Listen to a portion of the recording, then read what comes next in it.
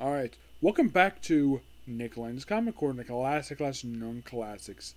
This is episode number 2774 and episode number 2668. First up, we have some Martian Manhunter to discuss. First one is basically his special release in 1996. Written by Paul Kupperberg. Yep. The story is called Holy War with Mike Collins on the artwork. This is a story of him dealing with some of the a rogue Dark Star. It's mostly actually a rogue Dark. It's basically one of the Dark Stars where he works with him basically in this Holy War stuff. It's a very interesting one shot, and it was the now technically I do have another miniseries to discuss American Secrets. I'll discuss it later on. But then pretty much basically when the story is concluded, there's some pinups in the special. One is of classic Justice League.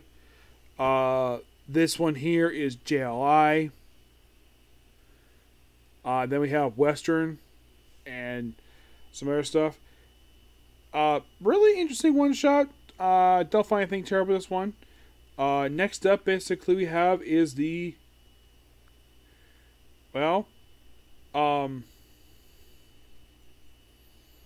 now we have the Martian Manhunter Annual, part of the Ghost storyline. Why am I discussing this before I discuss the trade? Well, here's a little fun fact about this annual.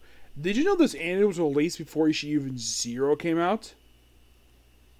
Really? Yes, really.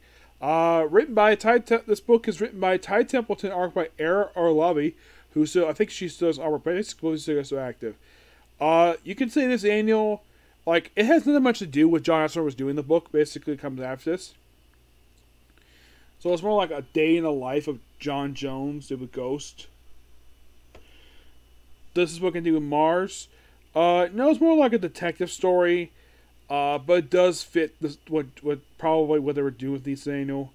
There's a car crash in here. He deals with some criminals. It's standard Martian Manhunter stuff, but it's really good. It's sad this annual was never collected in the first trade that collected the issues for Martian Manhunter Volume 2. Neither the special. The special was never collected there. Don't know why, but it wasn't. And he fights basically a guy who shoots out fire.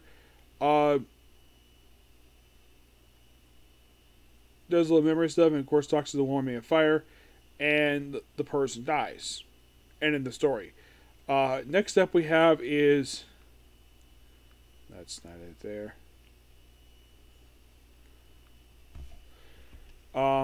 Next up we have is the...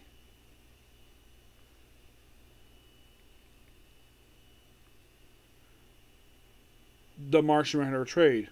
Son of Mars. Yeah.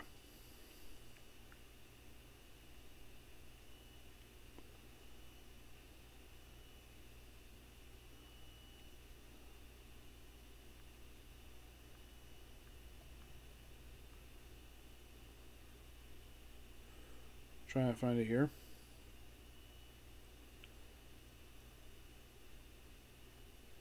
Here it is. Was this trade collects issues 0 through 9 of Martian Manhunter Volume 2. This book, like I mentioned, now the creative team in this book, it's the same creative team as Spectre Volume 3, John Aswender, and Tom Mandrake. When I discuss the end of this run, I will reveal why this book got canceled, because it's an absolute stupid reason. So in these opening 9 issues, we have basically... They integrated the Justice League in the jail lanes this book because he was part of Justice League in a period of time, so why not? So it's like him going to Mars and finding out, in fact, his brother's alive, his twin brother, Makath, I think is how you pronounce the guy's name. This book this book is his character's debut.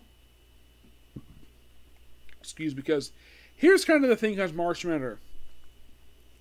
The problem with him is he does not have much of a rogues gallery. Like, his first major bad guy he fought was a guy called Human Flame. A character who appeared only once in the 50s, who Grant Morrison brought back for Final Crisis. to kill Martian Manhunter there. There's also a group known as Vulture, which they kind of reimagined them in the Steve Lana run, which was really good. They're like basically, it's like Martian Manhunter basically taking on a version of Spectre into this universe. And the twin brother is like an evil Martian Manhunter. At one point, his brother convinces the Justice League that John is attacking them, and that's kind of basically what goes on here throughout these kind of 10 issues. It is interesting though the fact we have issue 0 released in '98, given the fact that Zero Year was around in the mid 1990s. But for these opening 9 issues, really good. I give the book roughly a 9 out of 10. Next up is a book I really wanted to talk about for a long time. A book known as Hawkworld, released in 1989, written and drawn by Timothy Truman. Yes, this book reimagines the Silver Age Hawkmen, Katar Hall and Shira Hall, as these, they're basically, in a way, it's like space cops. The whole book is set on Thanagar. The whole book. And they work, their boss is Bio, who, even thinking Bio, this is like one of Hawkman's villains. In this rebooted continuity, he's revealed to be actually directly dealing by the end of the series. But the book includes like machine guns. It's like Timothy Truman took a lot of inspiration from the sci-fi movies released this period of time, mostly B movies, and it works for Hawkworld. And we see Shira like in a very sexy dress in the book.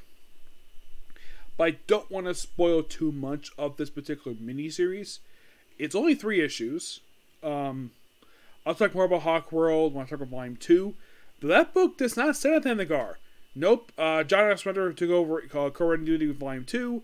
Wanted to set it on Earth. For reasons. But, now, the reason why they did this, because, the previous Hawkman book wasn't as successful. So, they decided to reboot Hawkman again with Hawkworld stuff. And, in my opinion, was really successful. At one point throughout this book, we have Hawkman wearing the silver, kind of looks like the Silver Age Hawkman costume, where it's basically like the belts, actually more like the Gold Age one, like the belts and like the green pants. At one point, you briefly see him wearing that, but it's basically a police procedure of this one. That's kind of basically what this is. It deals with drugs. Now, do you think any inspiration from Star Trek? No, it's basically, I think Timothy Truman was taking inspiration from movies that are not Star Wars. Basically, I would say, if you want to think of a movie that this series was taking inspiration from, it was probably Blade Runner.